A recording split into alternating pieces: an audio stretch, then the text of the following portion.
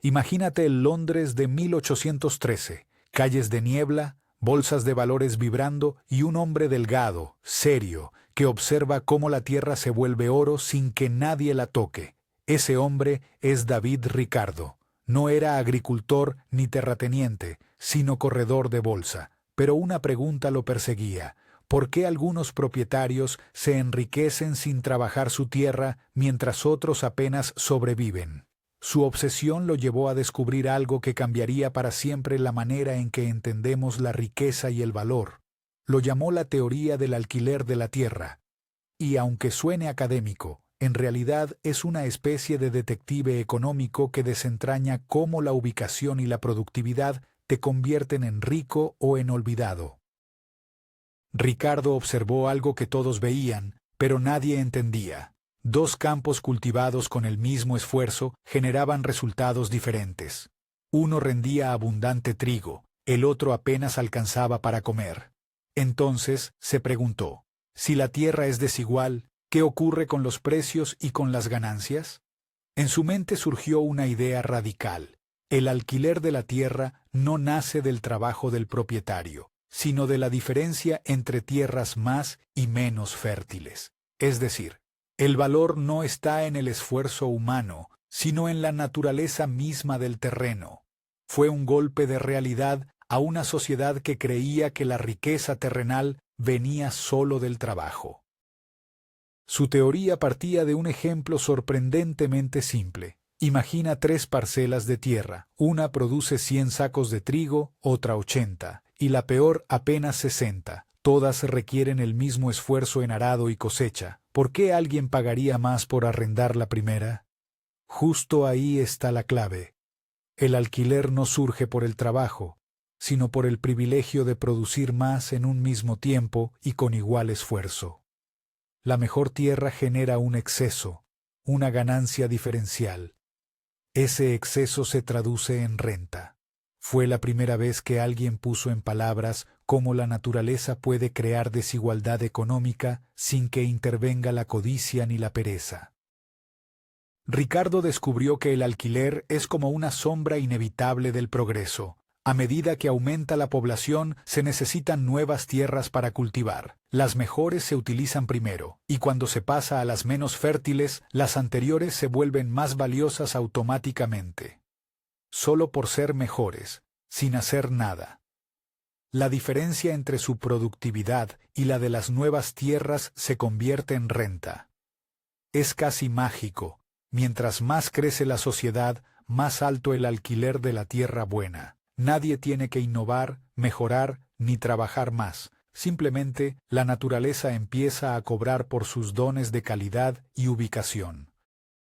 Esa idea detonó en una época en la que Gran Bretaña estaba entrando en la revolución agrícola. Las tierras se dividían, las máquinas aparecían, y los precios fluctuaban como una montaña rusa. Ricardo, mirando esas tensiones, encontró una verdad incómoda. La riqueza no siempre nace del trabajo, sino del privilegio natural. Las tierras fértiles daban seguridad sin esfuerzo. Las malas se defendían con sudor y deuda, y eso explicaba buena parte de las tensiones sociales de su tiempo. De pronto, los terratenientes ya no eran héroes de la productividad, sino herederos de un sistema que premiaba la mera fortuna de poseer buenos suelos. Pero el golpe más fuerte de Ricardo fue cuando llevó su teoría a lo urbano. Si la tierra agrícola tenía renta diferencial por fertilidad, las ciudades también la tenían por ubicación. Una esquina en pleno Londres valía más que un extenso campo lejano porque generaba más oportunidades de intercambio, más clientela, más movimiento. Ese paralelismo era explosivo. El valor del suelo urbano no depende del esfuerzo humano, sino del entorno que lo rodea. Una panadería en una calle vacía vale poco, pero en una avenida concurrida se vuelve un imán de riqueza. Ricardo, sin planearlo, anticipó la economía del espacio moderno. Thomas Malthus, amigo y crítico de Ricardo, no tardó en retarlo. Discutían entre cenas y cafés, intentando desentrañar si la renta era un castigo o un síntoma del progreso. Malthus decía que los alimentos escasearían. Ricardo sostenía que el precio crecía porque las tierras peores eran necesarias para alimentar a todos. Ambos tenían parte de razón, pero Ricardo fue más lejos. Entendió que el alquiler de la tierra marca el límite de lo que la sociedad puede pagar por su expansión. No es solo una ecuación económica, es una advertencia sobre cómo los recursos limitados moldean la historia humana. Su teoría parecía simple, pero derrumbó fundamentos antiguos. Antes, se creía que el valor venía del trabajo directo o del capital invertido. Ricardo demostró que el espacio, el lugar, la geografía misma podían generar riqueza. Así, el suelo dejó de ser solo superficie y pasó a ser un activo estratégico, un motor de desigualdad y ventaja. Lo interesante es que esta noción trascendió los campos de trigo y llegó a nuestras ciudades modernas. Hoy, quien tiene una propiedad bien ubicada en una gran metrópoli, sin hacer nada, repite el fenómeno que Ricardo descubrió hace más de 2 siglos. Ricardo tampoco ignoró las consecuencias políticas de su hallazgo. Si el alquiler sube por razones naturales, los precios de los alimentos también lo hacen. Y cuando el pan se encarece, los salarios deben aumentar para sobrevivir. Pero ese aumento presiona a los empresarios y eleva los costos de producción, generando una cadena interminable. Todo empieza con la tierra y termina afectando el bolsillo de todos. Ricardo veía cómo la economía entera giraba alrededor de ese detalle silencioso. La renta no es solo un ingreso pasivo, sino una fuerza que empuja o frena el desarrollo de una nación entera. Durante el siglo XIX, sus ideas se convirtieron en la base de los debates más intensos de la economía política. Marx las retomó para denunciar la apropiación desigual del valor social, y Henry George las usó para proponer el famoso impuesto único sobre la tierra. Cada pensador reinterpretó la idea de Ricardo, pero todos coincidían en algo: el suelo no se reproduce y su valor solo crece a medida que lo hace la sociedad, un recurso fijo en un mundo cambiante. Esa tensión entre lo inmóvil y lo dinámico es justo la chispa que aún hoy enciende debates sobre justicia económica y propiedad. El caso del oro negro, el petróleo, muestra cómo su teoría traspasó siglos. Aunque no se trate de tierras cultivables, el principio es el mismo. Los mejores yacimientos generan rentas más altas, y quienes los poseen acumulan poder. No por esfuerzo, sino por ventaja natural. Incluso en la era digital, donde el espacio físico parece perder importancia, la localización sigue dictando valor.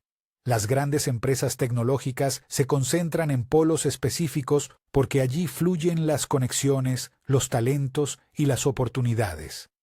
Ricardo probablemente sonreiría al ver que su misterio de las tierras fértiles se reencarna en las geografías de la innovación. Resulta fascinante que un solo concepto, el del alquiler diferencial, explique tanto del pasado y del presente. Desde los campos de trigo hasta los rascacielos, la lógica se repite. Quien tiene el mejor suelo obtiene ventaja, y esa ventaja crea desigualdad económica. Sin embargo, también impulsa el progreso, porque empuja a buscar nuevas tierras, nuevos espacios, nuevas fronteras. Es el motor y la limitación a la vez. Ricardo entendió que la historia económica de la humanidad es, en el fondo, una historia de competencia por los mejores lugares, una carrera eterna por el privilegio del espacio más productivo. Y si alguien pensó que su teoría quedó atrapada en los libros, basta mirar el mercado inmobiliario actual. Los centros urbanos se encarecen tanto que expulsan a quienes construyen su vitalidad. Los barrios periféricos nacen, crecen y cuando mejoran, repiten el ciclo. La renta sube, los salarios no alcanzan y el círculo se cierra. Todo lo que Ricardo predijo sigue latiendo. Cada nueva estación de metro, cada parque renovado, multiplica el valor de la tierra circundante sin que nadie produzca más. Es como una ley física de la economía, donde hay mejor acceso, hay más renta, más poder y más disputa. Lo que más sorprende es que, detrás de su ecuación, había una intuición profundamente humana. Ricardo miraba la tierra y veía más que barro y trigo. Veía el reflejo del deseo, la competencia y la escasez. Su enigma no trataba solo de finanzas, sino de cómo asignamos valor a lo que no se puede crear ni multiplicar. Hoy, en plena era digital, seguimos midiendo el éxito con coordenadas, ubicación y exclusividad, porque al final, el misterio del alquiler de tierras que reveló David Ricardo es también el espejo de nuestra obsesión eterna, hallar el lugar que convierte la simple existencia en riqueza.